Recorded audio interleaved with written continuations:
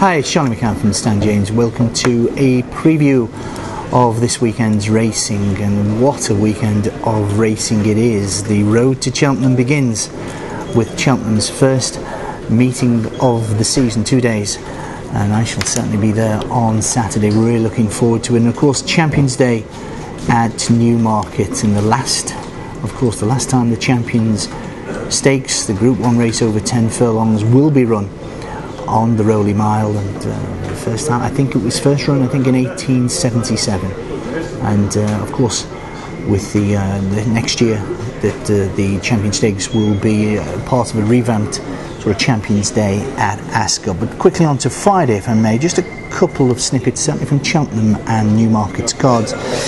Cape Tribulation's down and jocked up Dennis O'Regan.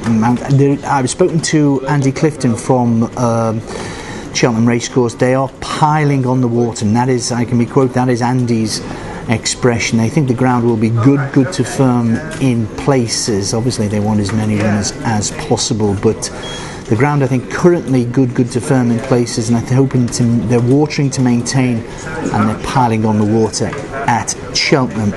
Cape Tribulation I don't think will probably run. I think Frontier Dancer will. That's in the novice chase. Pouvoir Court de Tarte, I don't think Robinson Collage is going to run. At Newmarket Timepiece, the Sandringham winner, of course, over a mile. It was only a handicap at Royal Ascot. Henry Cecil, the great Henry Cecil, brings her back. She hasn't run since June. I think the step up to 10 furlongs. I think 10 furlongs is her optimum trip. Aviator, of course, in the same yard and same ownership, is also in the race. But I really do fancy Timepiece. And also do have a look for Time's Up, second to Senate last time. A very progressive horse, course and distance form, and Time's Up, John Dunlop's horse, is in cracking form as well. But on to Saturday, let's start over the jumps at Cheltenham, and the 240, one of two £50,000 races on Channel 4 Live. And I'd take a chance on Pocket Aces. I was at Fontwell when this fell first time. I'm still absolutely bombing coming into the last. Won a good race subsequently. Got a mark of 133.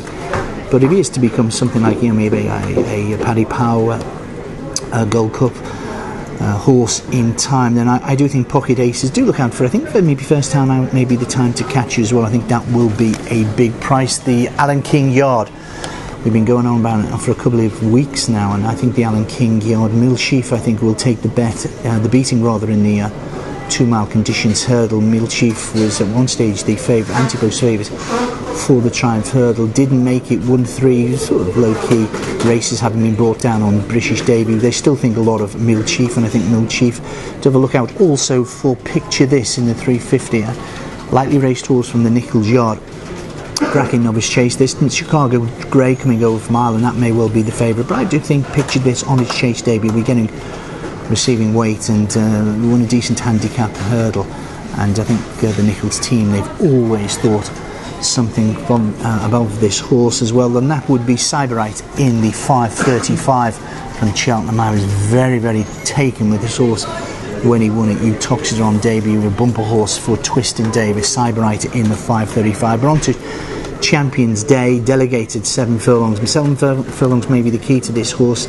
Let's get it right. He won the Craven over a mile as a 3-year-old, and of course won the Celebration Mile, but was quite impressive last time. A lot of these Godolphin horses don't hold their form, but let's hope the delegate and get us off to a winning start in the Challenge Stakes. Cracking race. This, whoever wins, the Dewhurst will of course go into winter quarters, the favourite for the 2011 2,000 guineas, but who will it be? Will it be Frankel or will it be Samid? For what it's worth, Dream Ahead is a wonderful horse. I don't think he'll run. No rain forecast at HQ, the Flat Racing HQ. Michael Prosser suggested, of course they'll water to try and maintain, but it's good to firm in places. And I just think Dream Ahead, and I think David Simcock and Connections will not so much swerve, but I think their Middle Park result and Pre-Mornay, they've won 2 Group 1s. I think they'll go to winter quarters with those. And I think that really it'll be a match between Samid and Frankel. Frankel, of course, won the Royal Lodge last time. Who did he beat? And I think at around about the 4-1 with ourselves at Stan James. It's 8-13 Frankel, 11-4 Dream Ahead, and 4-1 Samid. No, I just think that's maybe an each way bet to nothing in Samid. I was quite taken with Samid's both performances so far. Frankel, of course, the best horse Cecil's had for a long time, best juvenile rather, and a fascinating runner. but Samid maybe an each way price to nothing. I don't think Dream Ahead will run because of the possibility of the prevailing fast ground.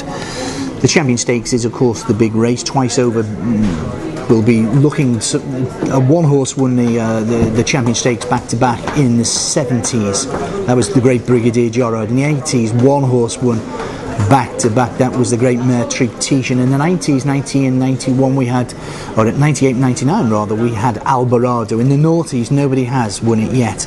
There's only one, of course, who can do it, and that is Twice Over from the Cecil Yard. 7-2 favourite with ourselves at StanJames.com. Vision Data for me. I'm heavily into this horse. I think 4-1. This horse, I think, has won 11 of 12 races over 9 or 10 furlongs. Beat Twice Over senseless in the Prince of Wales Stakes as 2009.